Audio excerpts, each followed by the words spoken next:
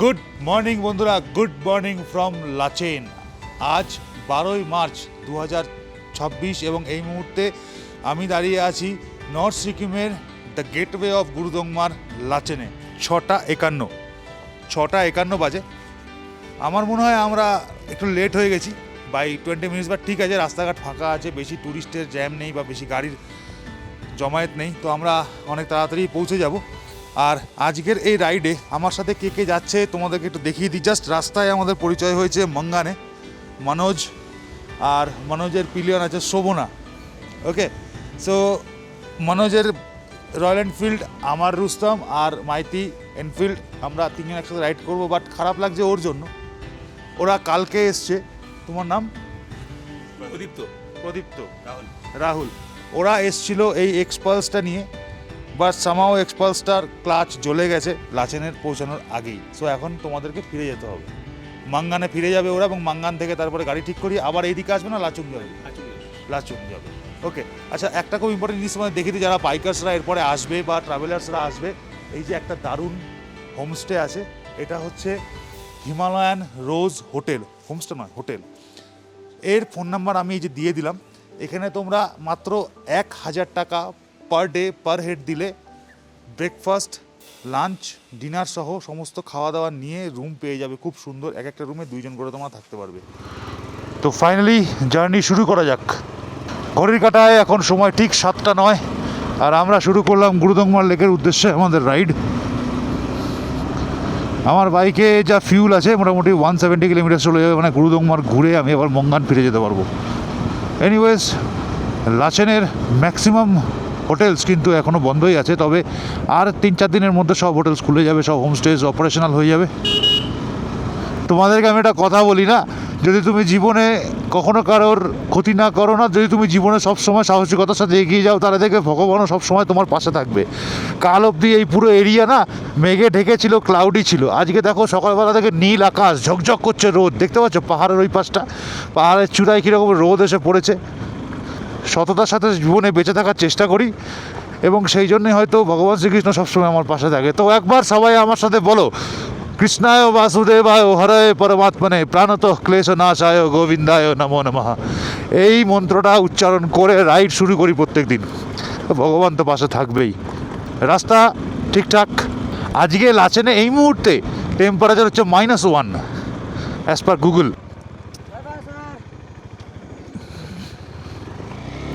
Bye bye. तुम कहाँ जा रहे हैं? गाय चराने? तो ওর নাম রাহুল, ও আমাদের হোটেলেই কাজ করে। कहाँ तक जाएगा गाय चराने के लिए? ऊपर तक। সামনের পাহাড়টা দেখো ভাই, কত সুন্দর লাগছে। কালকে রাতে মনে হয় ফ্রেশ বরফ পড়েছে, তাই একদম ওই পাহাড়ের টিপগুলো একটু একটু বরফে ঢেকে আছে, তবে খুব বেশি বরফ কিন্তু নেই। হ্যাঁ, আর জিমা 2 এর রাস্তা নিয়ে আমি একটু চিন্তিত আছি, কারণ এই রাস্তাটা খুবই খারাপ ছিল। এই এই এই এই জিমা 2 এর রাস্তা শুরু হলো এখান থেকে। ভাই বি কেয়ারফুল, অফরোড শুরু হচ্ছে। আমরা যারা চশমা পরি না, তারা সবাই আমার সাথে একমত হবে যে ভাই স্যার, হেলমেটের কাঁচ না বলে চশমার মধ্যে যে ভেপার জমে যায় না, খুব অসুবিধা হয়। ব্রেকিংটা, এবিএসটা অফরোড করে নিতে হবে।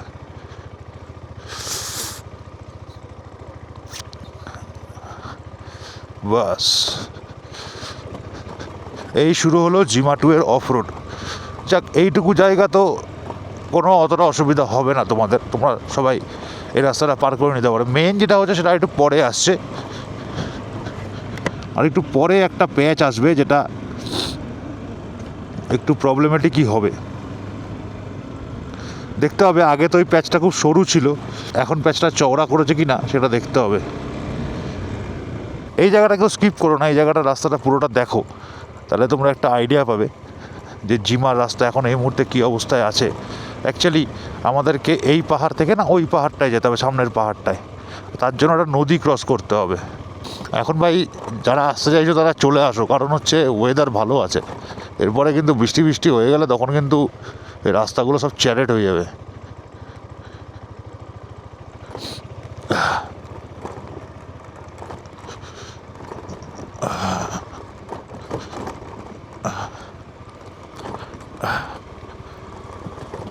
হ্যাঁ, ও আচ্ছা আচ্ছা।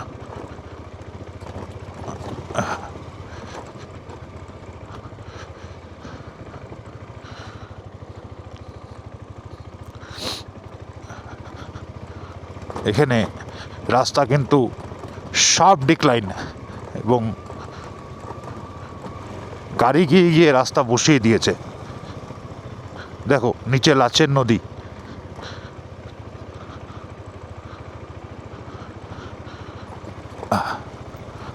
ওই দেখো নিচে একটা গাড়ি দেখতে পাচ্ছ যাচ্ছে কালো রঙের, অত দূর অব্দি নামতে হবে এবং তারপরে ওখান থেকে আবার ওই যে সাদা সাদা গাড়িগুলো, ব্রিজ দেখতে পাচ্ছ নীল রঙের একটা, ওখান দিয়ে আবার উঠতে হবে। তো দেখা যাক এই মুহূর্তে রাস্তার কী অবস্থা যাবে। এটা কিন্তু শার্প ডিক্লাইন, সো একদম ব্রেক ধরে নামবে না। আমার হাত লক্ষ্য করো, আমি কিন্তু পাম্প করে করে নামছি, প্যাডেল ব্রেক আর হাতের ব্রেক পাম্প করে করে, প্লাস তোমার ইঞ্জিন ব্রেকিং করতে করতে কিন্তু নামছি। আমার ডান পা আর দুটো হাত ক্রমাগত কাজ করে যাচ্ছে লিভার্সের উপরে।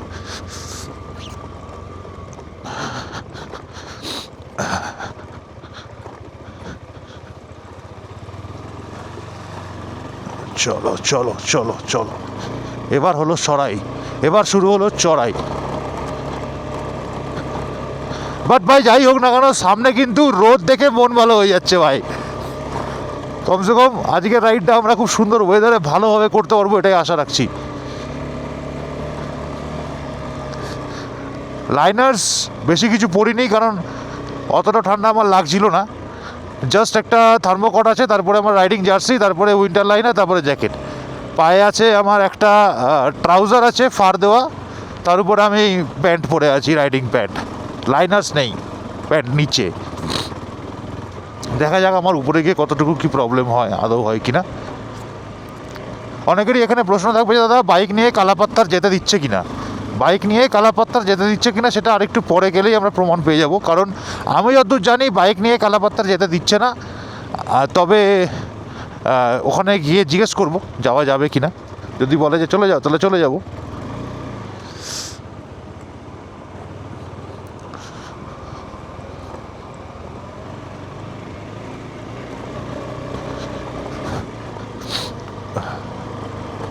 এটা জিমা ব্রিজ, চলো।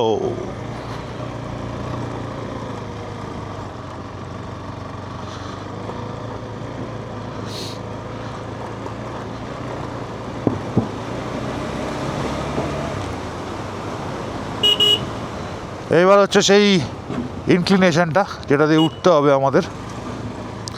গতবার এই ইনক্লিনেশনে উঠতে গিয়ে অনেকেরই অসুবিধা হয়েছিল, বাট এইবারে অতটা অসুবিধা হবে না যেটা মনে হচ্ছে, তার কারণ রাস্তা কিন্তু পেভিং করে দিয়েছে। বাট যেটা আমার মনে হচ্ছে যত বেশি গাড়ি যাবে তত এই রাস্তাটা খুঁড়ে দেবে। চাকা রোল করে করে গাড়ি যদি ওঠে তাহলে কিন্তু এরকমভাবে মাটি উঠতে থাকবে, আর মাটি উঠতে থাকলেই তখন কিন্তু অসুবিধা হবে।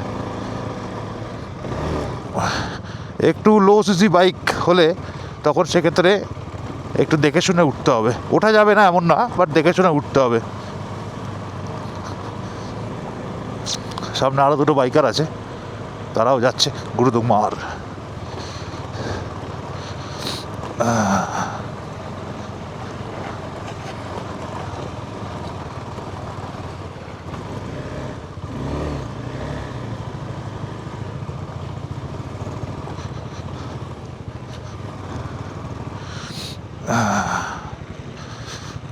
গাড়িটা বেরিয়ে যাক, নাহলে আমার মোমেন্টামটা ব্রেক করে দেবে গাড়িটা।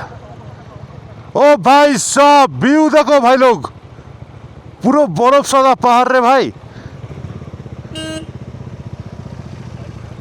দারুণ দারুণ।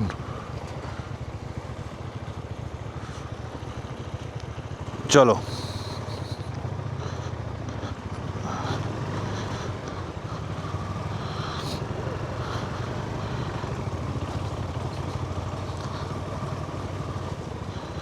যত গাড়ি যাবে এই কাদার পরিমাণ তত বাড়বে।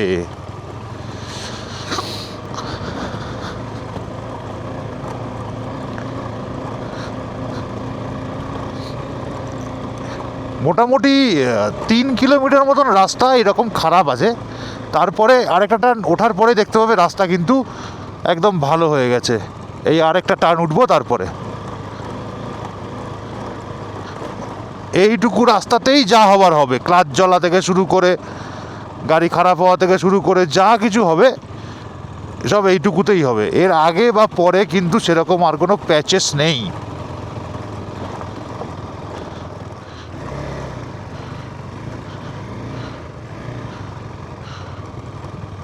বাস বাস বাস বাস,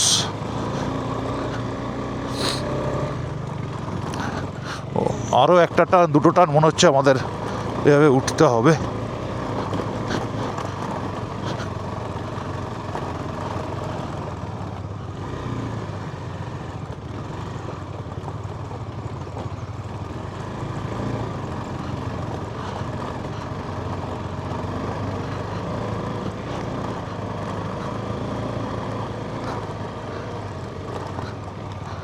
লাস্ট, এটাই লাস্ট টার্ন।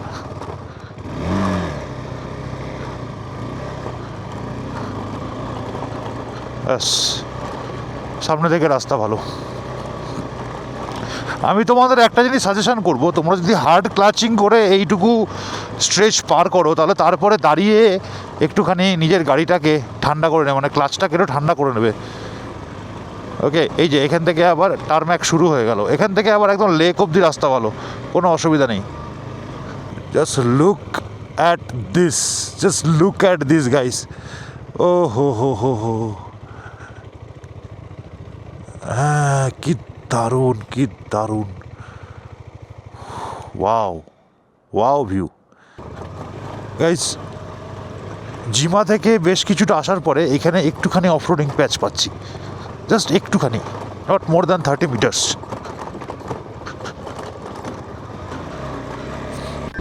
এই জায়গাটা পার্সোনালি আমার খুব ভালো লাগে, কারণ সামনে দেখবে এমন একটা অ্যাম্বিয়েন্স পাবে যেখানে এক পাশে নিচে থাকবে নদী, তারপরে সুন্দর সুন্দর গাছ, প্লাস ওখানে লুমটাস লাগানো থাকে, একটা ছোট্ট ঘর, সব মিলিয়ে এই জায়গার ল্যান্ডস্কেপটা দুর্দান্ত। আমি প্রত্যেকবারই ভাবি যে যখন আমি গুরুদংমাল লেক রাইড করে ফিরবো তখন এইখানে ড্রোন শট নেব, বাট কোনোবারই নেওয়া হয় না। এনিওয়েজ, এই যে এই জায়গাটার কথা আমি বলছিলাম, দেখো কত সুন্দর, দেখো জায়গাটা ভ্যালি টাইপ, একদম খুব সুন্দর। একদিকে পাহাড়ের এ নির্মল পরিবেশ, তার উপরে ঝকঝক করা সূর্যের আলো। ভাই, রাইড করতে কিন্তু আজকে দারুণ লাগছে। রাইডের জন্য একদম পারফেক্ট ওয়েদার পেয়ে গেছি আমরা, পারফেক্ট কন্ডিশন। রাস্তা খুবই সুন্দর, জিমার পর থেকে এখনও পর্যন্ত যা রাস্তা পাচ্ছি তার 99.9% ভালো। 0.01% হয়তো, 0.1% হয়তো একটু খারাপ হতে পারে, বাট 0.01% একটুখানি অফরোড, বাট বাকি খুব সুন্দর। রাস্তা একটু সরু, তাই সাবধানে রাইড করাটাই বুদ্ধিমানের কাজ। উল্টো দিক থেকে যখন ট্রাক চলে আসছে তখন কিন্তু দাঁড়িয়ে যেতে হচ্ছে, আর এই দিকে কাজ হচ্ছে, ওই জন্য ট্রাকের যাতায়াত কিন্তু অনেক আছে। এই যে দেখো, यहीं पे मुत रहा है, देखो क्या बोले, अभी क्या कहे, क्या बताए।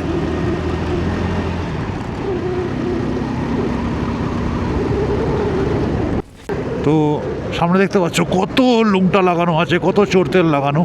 সো এইবার আমরা ফাইনালি এন্টার করছি থাঙ্গু ভ্যালিতে। এখানে এই সমস্ত টয়লেট আছে, দোকান আছে, বাট ট্যুরিস্ট সিজন না থাকলে এরা কেউ ওপেন করে না।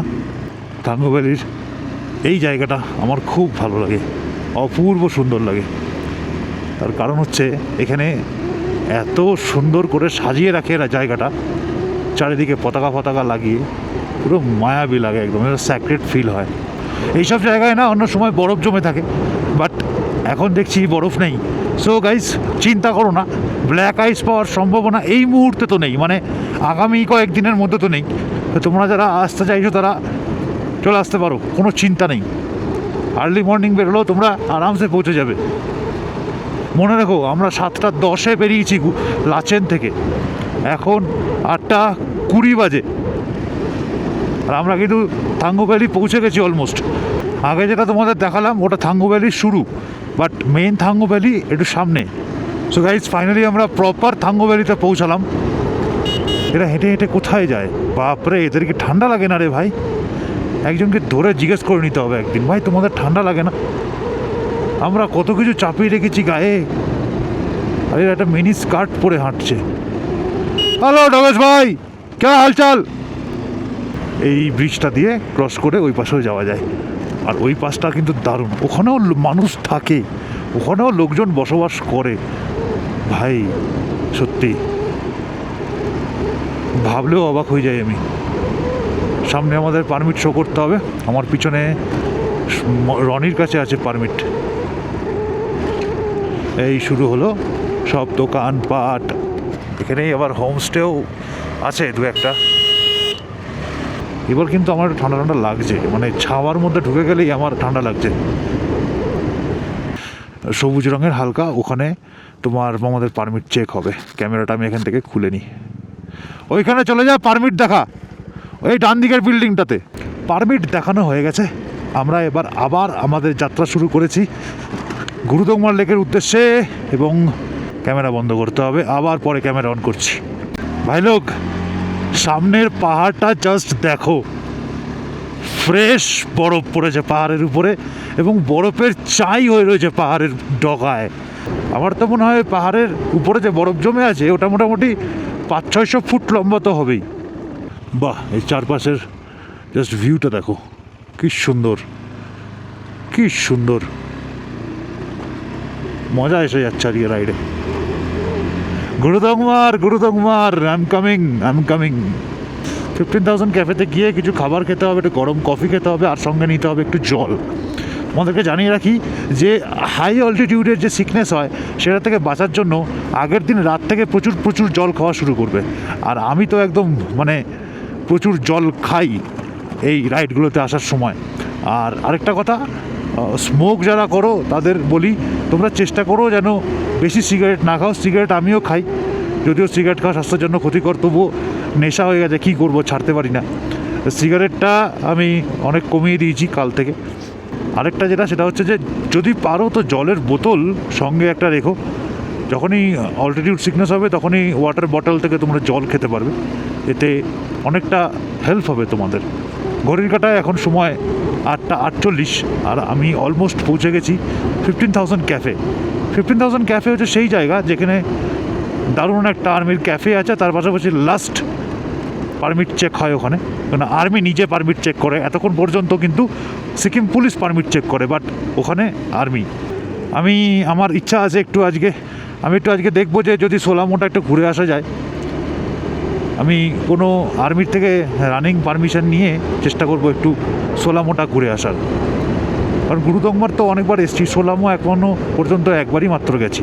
আমি জানি না তোমরা আমাকে কী বলে, এবার সামনের পাহাড়টা অনেকটা কিন্তু কৈলাস ফিল আসছে। আমি জানি কৈলাস পাহাড় আরও সুন্দর, বাট এটা সেই উপরটা সেই আমি যতদূর ছবি দেখেছি। যারা কখনো ইয়াক দেখোনি তারা দেখে নাও, ইয়াকের পাল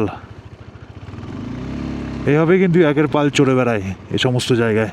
এই সমস্ত জায়গাগুলোতে আগে রাস্তার কন্ডিশন কি খারাপ ছিল, এখন কিন্তু রাস্তা খুব সুন্দর হয়ে গেছে। আর এত সুন্দর হয়েছে যে তুমি মোটামুটি 60+ এখানে রাইড করতে পারবে। তবে হ্যাঁ, এখান থেকে কিন্তু বাইকের পাওয়ার ল্যাগিং শুরু হয়ে গেছে। এত অল্টিটিউড গেইন হয়ে গেছে আমাদের যে KTM অ্যাডভেঞ্চার 390-র পাওয়ার ল্যাগ শুরু হয়েছে। থ্রটল রেসপন্স কমে যায় অ্যাকচুয়ালি, আর কিছুই না। আমি কাছ থেকে কোনোই আর্মি ইনফ্রাস্ট্রাকচারের ছবি তুলবো না, তাই দূর থেকেই বারবার তোমাদের দেখাচ্ছি। বাস সামনে শুরু হয়ে গেছে একদম লাদাখের মতন ট্রেন। এইটা দেখার জন্যই তো আসা। যারা লাদাখ গেছো তারা জানো এই জায়গাগুলো একদম লাদাখের মতন দেখতে। কেনই হবে না, এটা তো সাউথ টিবেটের পার্ট। ওই যে দূরে ডান দিকের বিল্ডিংটা দেখছো, ওটাই হচ্ছে 15,000 ক্যাফে। ওখানেই আমি দাঁড়াবো, ওখানেই ব্রেক নেব, পারমিট শো করবো, তারপরে আবার এগোবো। ঘড়ির কাঁটায় এখন সময় 8:59। তো ধরে নাও এখানে আমরা আধ ঘন্টা দাঁড়ানোর পরে আবার 9:30টার সময় রাইড শুরু করব, এবং সেখান থেকে আবার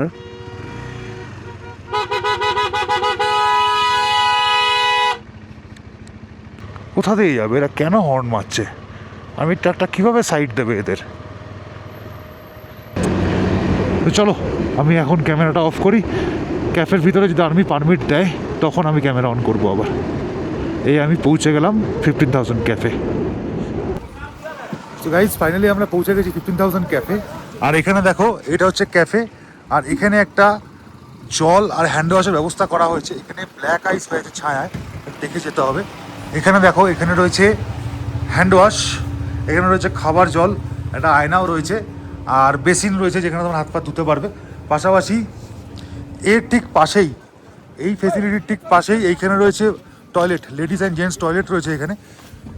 আর এখানে রয়েছে ক্যাফে। চলো তোমাদের ক্যাফের মধ্যে নিয়ে যাই। ক্যাফের মধ্যে বিভিন্ন রকমের খাবার পাওয়া যায়।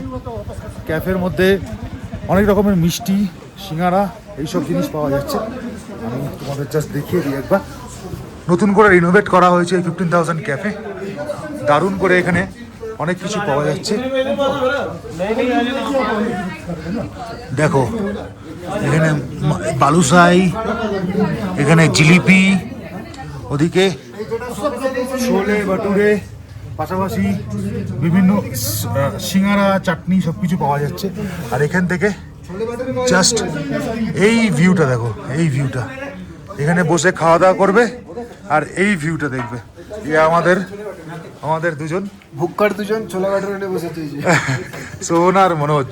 সঙ্গে আচার আছে, চাটনি আছে, তো জমে যাচ্ছে না? সঙ্গে এই ভিউটা আছে, সেটা বলো। ভিউটা উইন্ডো সিটটা নিয়েছি। স্পেশালি এই 3 নম্বর টেবিলের ভিউ বেশি সুন্দর। তাই না? একদম। আচ্ছা, একটু আগে টিভিতে গান চলছিল, বাট সব থেকে বড় কথা এখানে যেটা আছে সেটা হচ্ছে এই হরভজন বাবাজির একটা ছোট্ট মন্দির। হরভজন বাবাজির মন্দির তো তোমরা নাতুলায় অনেক দেখেছো। সো এখানে হরভজন বাবাজির মন্দির আছে। তার সাথে পাশাপাশি এখানে রয়েছে সুন্দর কিছু ছবি, লাসার ভ্যালি, মানে যে ভ্যালিটা আমরা পার করে আসলাম সেই ভ্যালিটা। তো এই হচ্ছে 15,000 ক্যাফে। আর জানিয়ে রাখি এই ভিডিওটা কিন্তু আমি আর্মির পারমিশন নিয়েই বানালাম। এই তোমাদের ছোলা বাটারা কত করে নিল? 70 রুপিস। ওকে, তো ঠিকই আছে, চিপই আছে, এত উপরে খাবার পাওয়া যাচ্ছে এই পয়সা। দারুণ দারুণ, ভালো। চলো এরপর দেখা হবে রাস্তায়। তবে বলে রাখবো এখানে এসে তোমরা হট লিকুইড অবশ্যই বডিতে দেবে, সেটা গরম জল হোক, গরম কফি হোক, গরম কিছু কিন্তু অবশ্যই এখানে বডিতে দেবে, তাহলে তোমাদের অ্যাক্লিমেটাইজেশনের সুবিধা হবে। आपका फोटो वगैरह हो गया ना? ऑप्शन हाँ। है सबके पास? हम लोग सब यूज टू है ज़्यादा। ठीक है, टांगला रखना है क्योंकि कभी जरूरत पड़ सकती है। सही है। थैंक यू सर, चलते हैं। तो यहाँ पे फाइनल स्टेज शुरू हो रहा है हमारा गुरुदोंगमार के लिए। लेकिन आज अगर मुझे आर्मी से ड्रोन उड़ाने का परमिट मिल गया ना तो गाइस बवाल हो जाएगा। ये व्लॉग यार बवाल होने वाला है। कभी कभी लगता है कि मैं अगर पहले जैसे हिंदी में ब्लॉग करता तो देश भर के लोगों को मेरे इन्फॉर्मेशंस मिलते और लोगों को भी बहुत सुविधा होता यहाँ पे राइड्स वगैरह करने के लिए, है ना। लेकिन चलो, বাংলায় ব্লগিং করার মধ্যে যে আনন্দ আছে, নিজের মাতৃভাষায় ব্লগিং করার মধ্যে যে খুশি আছে, সেটা অন্য কোনো ভাষায় নেই। সো বাংলাতেই কন্টিনিউ করব। গুরুদোংমার আর 12 কিলোমিটার, তার মধ্যে লাস্টের পার্টটা হচ্ছে 4 কিলোমিটার। ডান দিকের ভিউ ভাই ফাটাফাটি।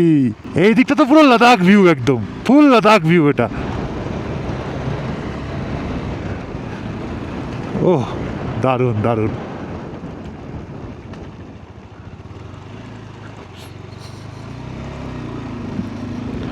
ও সামনে থেকে কি সুন্দর লাগছে।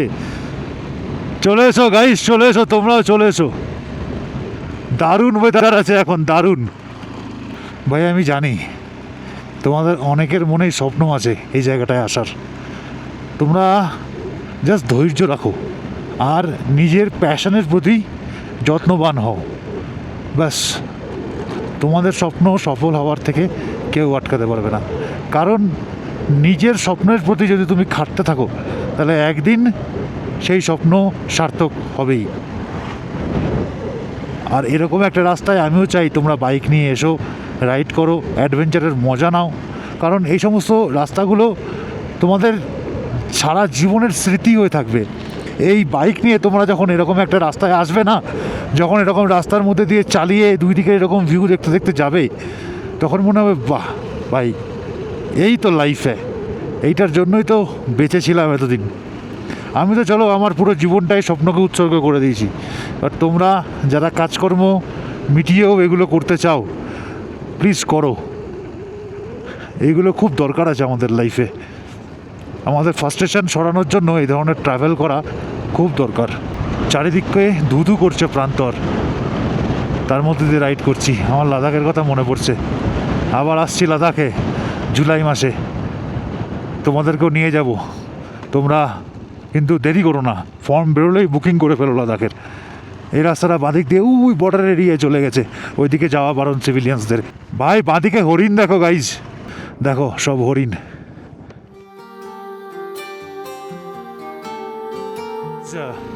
গাইজ আমার মনে হয় ওগুলো হরিণ নয়, ওগুলো আইব্যাক্স।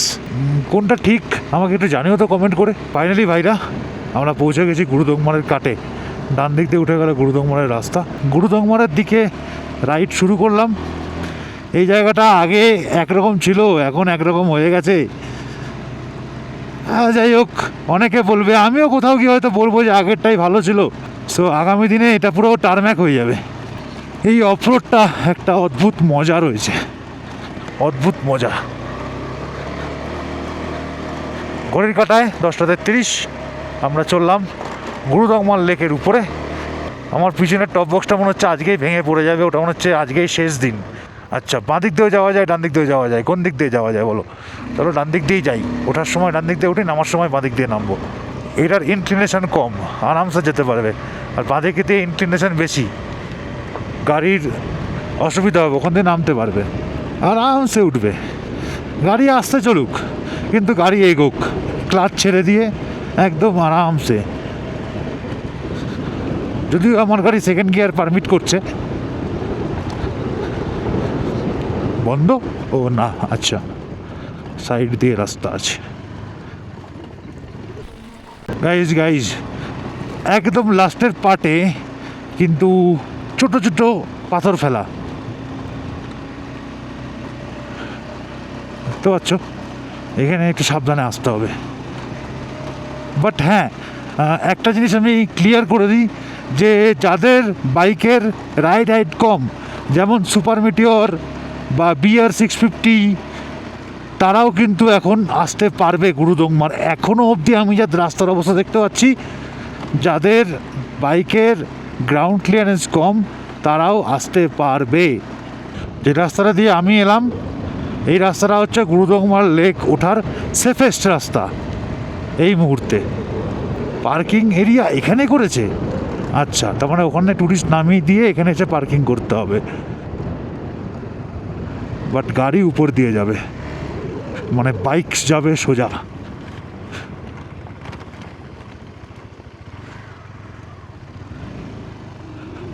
ও ভাই, এটা কি করে দিয়েছি? এটা তো বাজে করে দিয়েছে। গাড়ি এখানে রেখে যেতে হবে?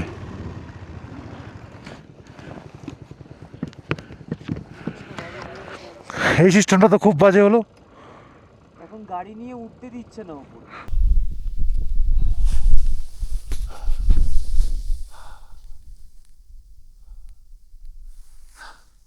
অনেকটা হেঁটে উঠতে হয়েছে,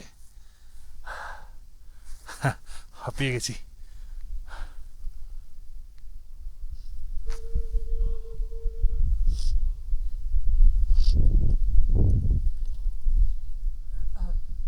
তোমরা এরকম প্রবলেমে পড়ো, এরকম প্রবলেমে যদি তোমরাও পড়ো না, বসো এক জায়গায় চুপ করে, make yourself calm, feel the sunlight, নাক মুখ দিয়ে হাওয়া নাও। বসে আছি 17,800 ফিটের উপরে, গুরুদংমার লেকের একদম সামনে।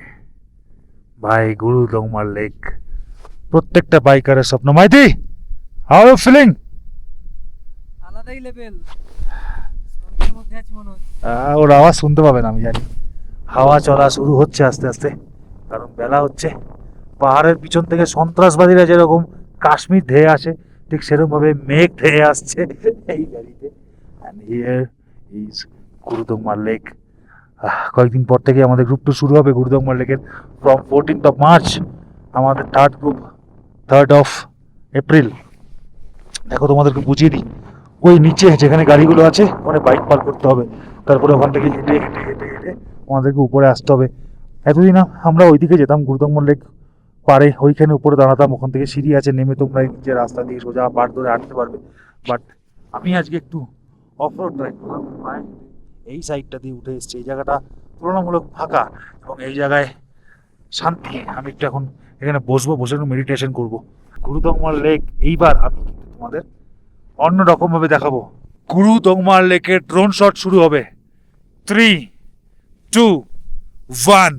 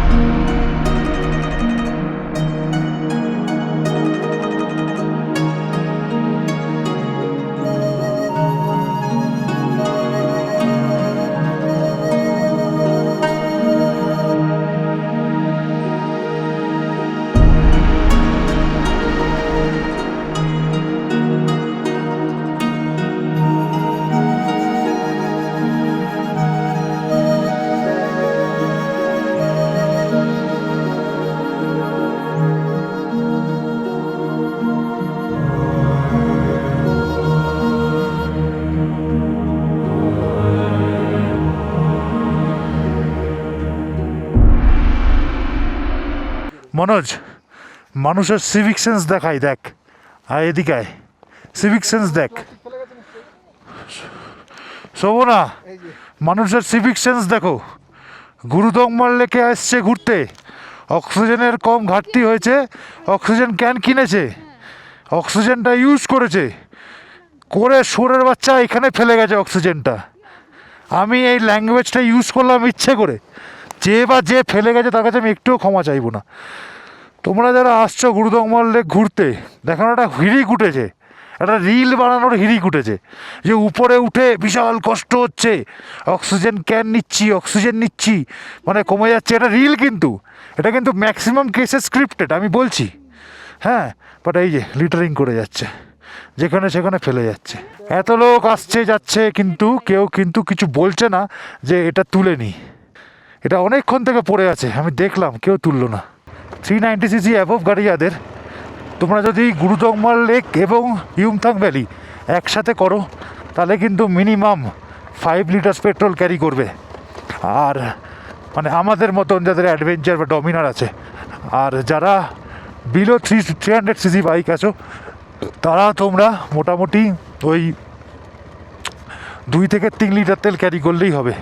এখানে এত সুন্দরভাবে বরফ জমে আছে, দেখো কত মায়াবী লাগছে। উলফ নেকড়ে, ফাইনালি বোর্ডে লেখা আছে সো লামো লেক।